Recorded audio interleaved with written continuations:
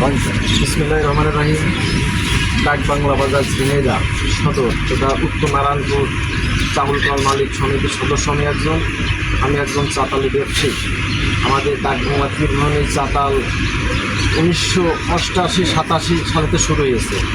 এই পর্যন্ত হতে হতে আমাদের বর্তমানে চাতালের যে ব্যবসা অতি দুর্বল। বর্তমান অটো মিল সেমি অটো হওয়াতে আমাদের চাতালের ব্যবসা অনেক দুর্বল হয়ে গেছে। মেন সমস্যা আমাদের ব্যাংক খাতে আমরা আগে 9% ইন্টারেস্ট দিতাম, বর্তমান আগে 16%। এই কারণে আমাদের চাতাল হাস্কিং মিল অনেক আমরা সমস্যায় আছি। ধরেন আমাদের এখানে অনেক শ্রমিক আছে, এই শ্রমিকদের হাজিরা হয় না। এই শ্রমিকদের হাজিরা হয় 300-400 টাকা, আগে ওদের হাজিরা হইতো 1000 টাকা 1200 টাকা হাজিরা হইতো। এই নিয়ে আমরা বিশাল সমস্যায় আছি।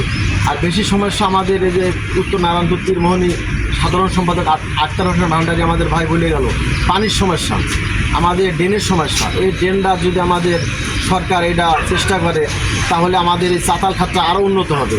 আর এই চাতাল খাত উন্নত হলে আমাদের এই জায়গায় প্রতিদিন 400 থেকে 500 টন চাল উৎপাদন হবে। এই চাউলটা বিভিন্ন দেশে যায়, যেমন ধরেন ফরিদপুর, রাজবাড়ী, বরিশাল।